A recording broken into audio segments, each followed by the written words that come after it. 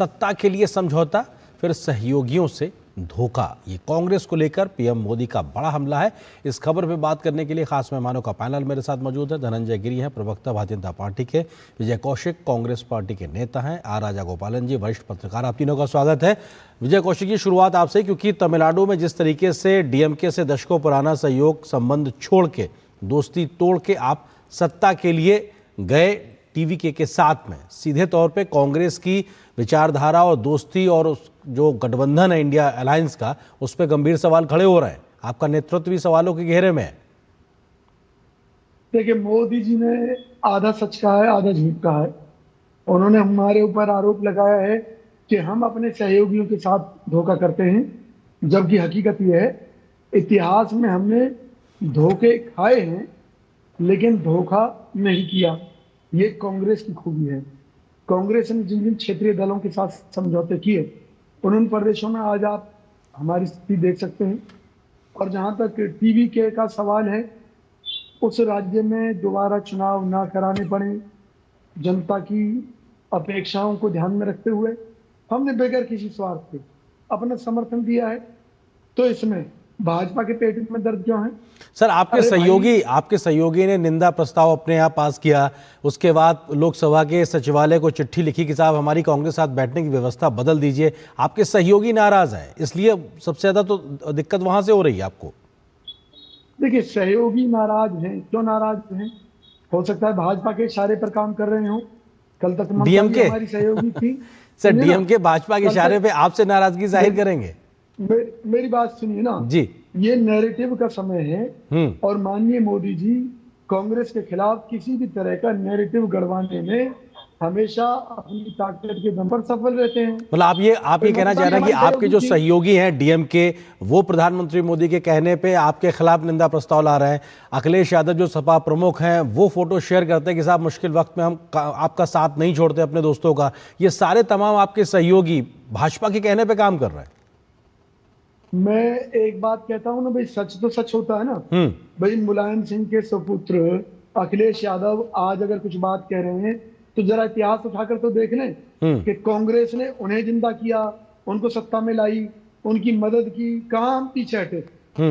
लेकिन मुद्दा अगर किसी राज्य में उस परिस्थिति का जैसे दिल्ली में बनी थी कि हमें ना चाहते हुए भी आम आदमी पार्टी की सरकार बनवानी पड़ी थी, क्योंकि हम नहीं चाहते थे कि भी दिल्ली की जनता पर चुनाव थोपे जाए। लेकिन रिजल्ट क्या रहा कि हम आज तक दिल्ली की सत्ता में वापसी नहीं कर पाए हैं। तो सर, ये फैसला तो कांग्रेस पार्टी के था। धनंजय जी, अगर तमिलनाडु में सरकार बनाने की स्थिति के लिए, मतलब दोबारा चुनाव ना कराने पड़े, इस स्थिति से राज्य को बचाने के लिए कांग्रेस ने तमाम चीजों को ताक पे रखकर अगर सरकार बनाने में भूमिका निभाई है, तो आप लोगों को दिक्कत क्यों हो रही? क्यों आप कह रहे हैं कि साहब उन्होंने गलत किया? धनंजय जी, के लिए बड़ा माकूल है कि राजनीति का रंग भी बड़ा अजीब होता है। सबसे बड़ा दुश्मन सबसे करीब होता है। तो कांग्रेस पार्टी की स्थिति वैसी ही है कि कांग्रेस के सहयोगी उसके शत्रु हैं, आगे शत्रुओं के सहयोग से वो चल रही है। अब स्थिति यह है कि उसके सहयोगी उसके साथ बैठने के लिए नहीं तैयार है। जब बैठने तक की नौबत आ गई कि सहयोगी करेंगे, मैं इनके साथ नहीं बैठ सकता, उनके साथ नहीं रह सकता हूं, पुरानी बातें कांग्रेस को याद दिलाई जा रही हैं, तो कांग्रेस इतिहास होती जा रही है। और कांग्रेस को सत्ता से बहुत लगाव है। कांग्रेस को हर हाल में सत्ता चाहिए और सत्ता के बिना कांग्रेस सूख जाएगी, सुखाड़ आ जाएगा, कांग्रेस को समाप्त हो जाएगी। और कांग्रेस से टूट करके जितनी कांग्रेस बनी, कह रहे थे भाई तृणमूल कांग्रेस, यानी कि तृणमूल का मतलब ग्रास रूट कांग्रेस, वो कांग्रेस को ग्रास रूट का पार्टी नहीं मानती। दूसरी एक पार्टी टूटी, वो बनी राष्ट्रवादी कांग्रेस, वो तो कांग्रेस को राष्ट्रवादी ही नहीं मानती, गैर राष्ट्रवादी मानती है। वैचारिक इतनी असमानताओं के बीच में कांग्रेस सत्ता के लिए, और सारा समझौता कांग्रेस सत्ता के लिए करती है। सर, आप कह रहे हैं कि वो सत्ता के लिए, वो कह रहे हैं कि राज्य में दोबारा चुनाव ना कराना पड़े, इसलिए वो उन्होंने किया है। वो तो ये तर्क दे रहे हैं। भाई, उनके अपने राज्य में तो पहले सरकार बनवा ले, जहां केरल में उस सत्ता में जहां उनको पूरा बहुमत मिल गया है, वहां तो सरकार बन नहीं रही है। और जहां न 3 में न 13 में होते हैं, वहां उनको सरकार बनाने की चिंता होती है। उन्होंने ठीक कहा कि अरविंद केजरीवाल को उन्होंने समर्थन दिया। वही अरविंद केजरीवाल जिसने कांग्रेस के मुख्यमंत्री शीला दीक्षित के खिलाफ पानी पी पी करके गाली दी थी, इतनी अभद्र बातें कही थी, इतनी गंदी बातें कही, इतनी जलील बातें कही थी जो कि सुनने के लायक नहीं थी, बावजूद कांग्रेस पार्टी ने उसे समझौता कर लिया। किस लिए? सिर्फ सत्ता के लिए। कांग्रेस को सत्ता चाहिए। आज देश का जनादेश जो नरेंद्र मोदी के पक्ष में खड़ा हुआ, इसलिए इसी तरह से नहीं खड़ा हुआ। हम लोग लगातार सेवा में हैं, जनता की सेवा के साथ आगे बढ़ रहे हैं। नरेंद्र मोदी के राजनीतिक पदार्पण के बाद इस देश में एक प्रो इनकम्बेंसी फैक्टर आया है, लोगों को विश्वास का माहौल जहां एलन ऑक्टेवियो ह्यूम के बाद विलियम वेटनबर्ग से लेकर जॉर्ज यूल से लेकर दिनेश एंड्रू तक की कांग्रेस जो विदेशी चारों लगातार भारत सरकार के सेक्रेटरी, उस समय के ब्रिटिश के वायसराय के सेक्रेटरी, उनकी शुरू की गई कांग्रेस, आज सोनिया कांग्रेस के, राहुल कांग्रेस के, जो भी कहें, तो ये जो कांग्रेस पार्टी का चरित्र शुरू से रहा, ये उस समय प्रेशर पंप को काम करती थी और आज ठीक है। राजा गोपालन जी, डीएमके के साथ सहयोग छोड़ना, टीवी के साथ सत्ता में जाना, इस बात के बाद से लगातार, जहां बीजेपी तो सवाल खड़े कर रही, लेकिन चर्चा तमाम कांग्रेस के उन पुराने इतिहास को लेकर भी होने लगी है, जब केंद्र की कई सरकारों के साथ में, थर्ड फ्रंट की सरकारों के साथ पहले समर्थन देना, वापस करने के बाद में तमाम राज्यों में भी कांग्रेस ने ये किया है। वही इतिहास को आज एक नई परिपाटी के साथ में डीएमके में देखने को मिल रहा है तमिलनाडु में। राजा गोपालन जी, तमिलनाडु में स्थिति ये विचित्र स्थिति है। जैसे दिल्ली में अरविंद केजरीवाल का सरकार आए थे, फर्स्ट अरविंद केजरीवाल ने शपथ ली, उन्होंने वायदा किया है मैं कांग्रेस से शपथ नहीं लूंगा समर्थन, लेकिन अगली बार समर्थन लिया, 1-2 महीने में समर्थन वापस किया। चौधरी चरण सिंह का हो, देवेगौड़ा हो, इंदर कुमार गुजराल हो, जो भी हो, सरकार को समर्थन करने के लिए तैयार होते हैं, फिर वापस करते हैं। आज राहुल गांधी ने चेन्नई में जाकर के टीवी के तमिल वेट्री कड़गम का शपथ ग्रहण में समर्थन किया है, अच्छी बात है। नेशनल का एक अपोजिशन पार्टी चाहिए, ये बहुत इंपॉर्टेंट है।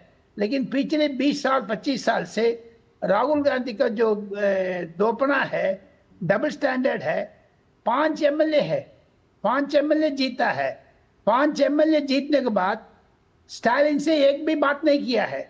जिस स्टालिन ने चुनाव के पहले 28 सीट दिया था आपको, 28 सीट में कांग्रेस ने वोट दिया था डीएमके का, डीएमके ने वोट दिया था कांग्रेस का। उस टाइम पर ये वोट चोरी कहते थे।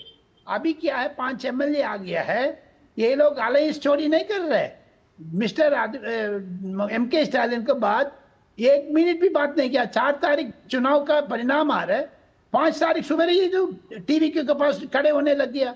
बाकी के पास सीपीआई, सीपीएम, विडुदलाई सिरते कक्षी करके 4 लोग हैं, उनको भी लेके गया। मिस्टर विजय से इन्होंने चुप्पी चोरी करके संबंध रखा है, बिना एमके स्टालिन का बोल करके। ये सीक्रेट अंडरस्टैंडिंग ये गलत है। सेकंड थिंग, तमिलनाडु में कांग्रेस तो मर चुकी है, 60-70 साल से कांग्रेस है नहीं है, जैसे बाकी स्टेट में है। लेकिन अभी सत्ता का भूख है। जो प्रधानमंत्री ने कहा ठीक कहा, क्योंकि 2 मिनिस्टर के लिए एमके स्टालिन को छोड़ दिया। एमके स्टालिन से बोला था डीएमके से हम लोग सत्ता में चाहिए। बिल्कुल एक तरीके से छुरा घोंपने की बात, शब्दों का इस्तेमाल प्रधानमंत्री ने किया है। विजय कौशिक जी, सवाल ये है कि जो कंफ्यूजन कांग्रेस की रणनीति में दिखाई पड़ रहा है कि चुनाव से पहले डीएमके के साथ, नतीजे के बाद में अब वो टीवी के साथ विजय की सरकार में शामिल हुए हैं, ये वो कंफ्यूजन है जो कांग्रेस की भीतर की लड़ाई है, जहां पे एक बार तय हो पाना बड़ा मुश्किल होता है, क्योंकि वही आपस की लड़ाई अभी केरल में नेतृत्व का चेहरा तय ना कर पाने को लेकर भी दिखाई पड़ रही है, और वही आपसी लड़ाई शायद कांग्रेस सबसे भारी पड़ रही है। विजय जी, हमारी नीतियों से भाजपा में कंफ्यूजन है। हमारी कांग्रेस पार्टी हाईकमान को किसी किस्म का कोई भी कंफ्यूजन नहीं है, पहली बात। दूसरी बात, अभी भाजपा पर्व का भी नैतिकता का पाठ पढ़ रहे थे। इससे पहले मोदी जी देश की जनता को संदेश दे रहे थे, कई तरह के संदेश दे रहे थे, सोना मत खरीदो, ये मत खरीदो, वो मत खरीदो। तो माननीय मोदी जी, देश की संसद से आपने इस बात की शुरुआत क्यों नहीं की? देश की संसद की कैंटीन में ऑयल फ्री खाना होगा।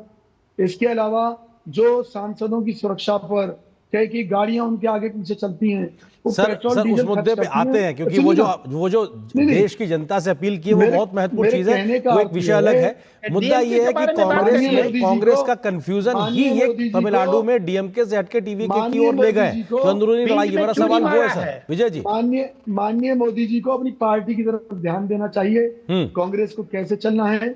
हाँ, अगर हमारे सहयोगी कह रहे हैं, हो सकता है कि कल को ये कहें कि आज के समय में जो हमने कदम उठाया है वो प्रदेश के हित को देखते हुए, देश के हित को देखते हुए उठाया है, तो उस समय मोदी जी क्या कहेंगे? अच्छा, दोस्ती छोड़ देना, दोस्ती तोड़ देना, जिससे आपका दोस्त नाराज हो गया, क्या ये कांग्रेस को इससे फर्क नहीं पड़ता? विजय जी, मतलब आपकी व्यक्तिगत राय है।